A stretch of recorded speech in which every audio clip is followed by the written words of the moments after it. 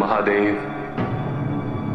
ये युद्ध यदुवंशियों और बाणासुर के मध्य, इसमें आपका हस्तक्षेप उचित नहीं होगा। बाणासुर की रक्षा का वचन दिया है मैंने, उसे युद्ध में हस्तक्षेप कहकर आप अनुचित कर पाए। मैं आप पर आक्रमण नहीं करना चाहता हूं महादेव, और आपसे यही प्रार्थना है कि आप मुझे विवश ना कर। विकल्प अब भी आपके समक्ष है। यदि विकल्प ये है कि मैं अपने वचन का परित्याग कर दूं, तो मुझे ये स्वीकार्य नहीं। आपका अंतिम निर्णय क्या है महादेव?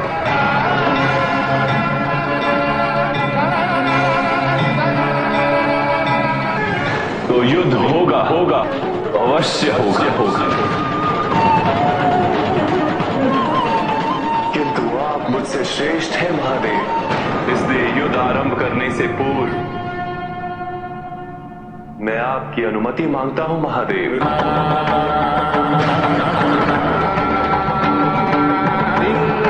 महादेव और श्री कृष्ण के बीच अब महायुद्ध का आरंभ होगा, परंतु दोनों ही मर्यादाओं से बने हुए हैं। महादेव इस युद्ध में बाणासुर के रक्षक की भूमिका निभा रहे हैं, इसीलिए युद्ध का आरंभ महादेव नहीं करेंगे।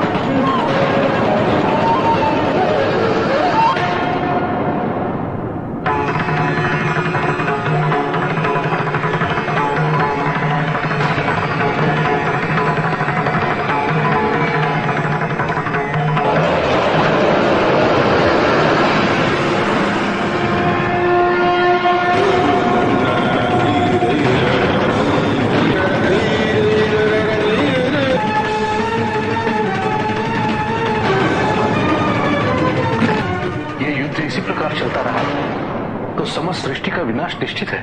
श्री कृष्ण और महादेव को इस बात का बोध है नारद, वो दोनों स्वयं इस समस्या का समाधान प्रस्तुत करें।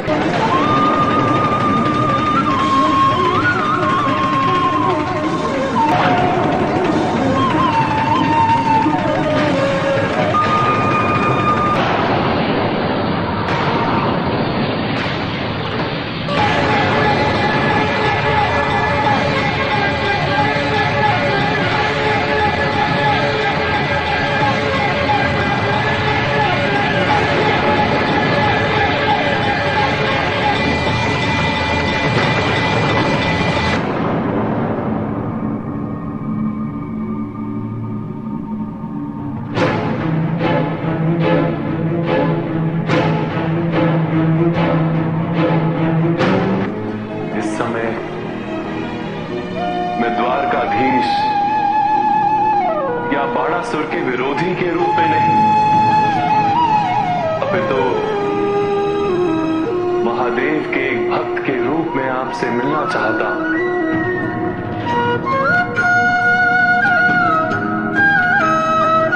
इस क्षण की प्रतीक्षा तो मुझे भी थी।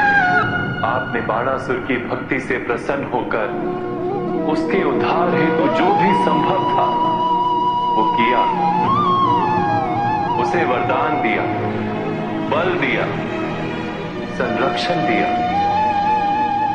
आप उसके साथ चौड़ितपुर में निवास करने आए, उसे पुत्री का सुख दिया उषा के रूप में। का मार्गदर्शन किया है आपने, और अब केवल आप ही नहीं, आपके दोनों पुत्र और नंदी बाणासुर के संरक्षण हेतु इस युद्ध में सम्मिलित हो चुके हैं। मेरा निरंतर यही प्रयास था कि बाणासुर को अपनी भूल का बोध हो और अपनी क्षमताओं का ज्ञान हो। उसे यह ज्ञान हो कि वो अपनी शक्तियों को व्यर्थ कर रहा है। उसे ये ज्ञान हो कि अपने कुल की प्रतिष्ठा को बढ़ाने के उसके पास सभी साधन उपलब्ध हैं। उसे तो केवल उचित उपयोग करना है। और जब उसने आपको निराश किया, तब भी उसका समर्थन क्यों महादेव? इस युद्ध में यदि बाणासुर विजय हुआ तो उसका परिणाम न केवल उषा तथा अनिरुद्ध के लिए, अपितु उन सभी के मनोबल के लिए उचित नहीं होगा जो अनैतिकता, अन्याय और अत्याचार के विरुद्ध युद्ध करना चाहते। बाणासुर को दिए वचन से मेरा तात्पर्य उसे संरक्षण प्रदान करना, उसकी जय और पराजय का माध्यम बनना नहीं। पर सत्य तो यही है, जिसे आपका संरक्षण प्राप्त होगा वो अजय।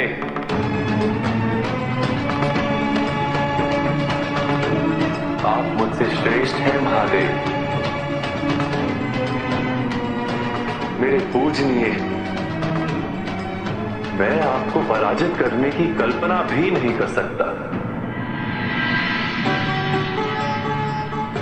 आपकी जय में ही यशोदा नंदन की जय, यशोदा नंदन की जय, सृष्टि की जय। तो सृष्टि की जय का उपाय भी आप ही बताएं पूज्यवर। देवकी नंदन, जब कोई आपसे श्रेष्ठ हो तो उसे प्रसन्न करने के लिए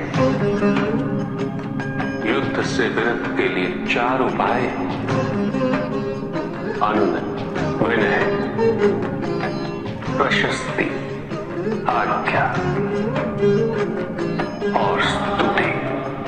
इनमें से किस उपाय से आपको सर्वाधिक प्रसन्नता होगी महादेव? इसका चयन आप करिए। मैं तो आपका भक्त हूं महादेव,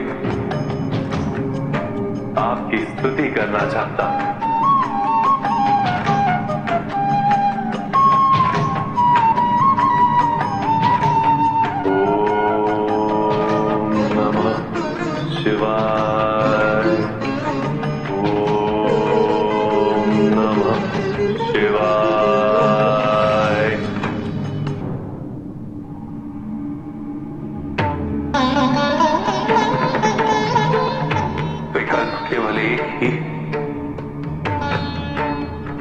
बाणासुर के हित में कि मैं इस युद्ध को समाप्त करने का उपाय बताऊं, और वो उपाय इसका उपयोग स्वयं मुझ पर करेंगे। जमणास्त्र? हाँ, ये जानते हुए भी कि जमणास्त्र का क्या प्रभाव होता है महादेव?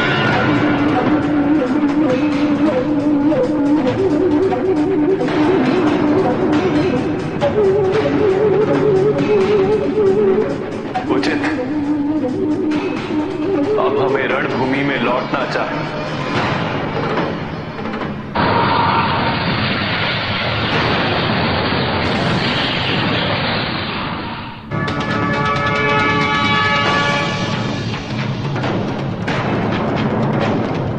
महादेव और श्री कृष्ण के बीच ये क्या हो गया?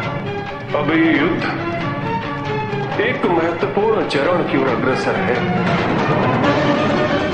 श्री कृष्ण अपने जरम्बणा अस्त्र से महादेव पर आक्रमण करेंगे नारद। किंतु ये अस्त्र तो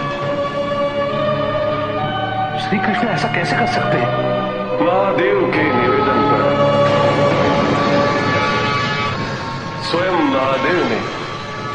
श्री कृष्ण को ऐसा करने के लिए कहा है नारद।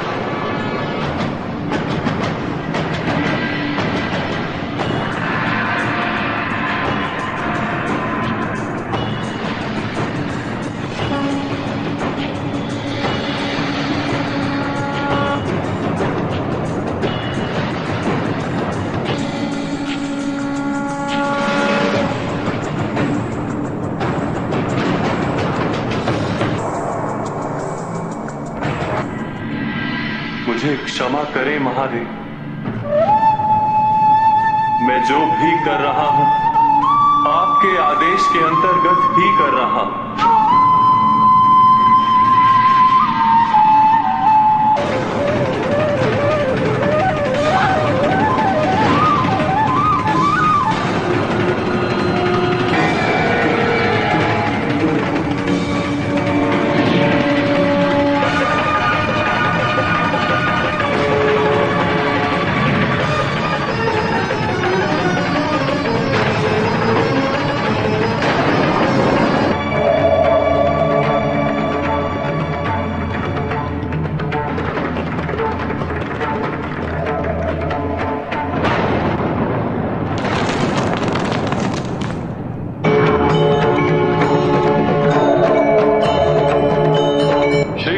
महादेव की अनुशंसा पर जब महाजृंभणास्त्र का प्रयोग किया तो महादेव चमत्कारिक रूप से न केवल शिथिल हो गए बल्कि युद्ध क्षेत्र से अन्यत्र स्थापित हो गए। उन्होंने श्री कृष्ण के अस्त्र का सम्मान किया, उसके प्रभाव को स्वीकार किया। अब बाणासुर के लिए इस स्थिति का सामना करना अत्यंत कठिन होगा। बाणासुर को अब तक श्री कृष्ण की शक्ति का बोध हो चुका है।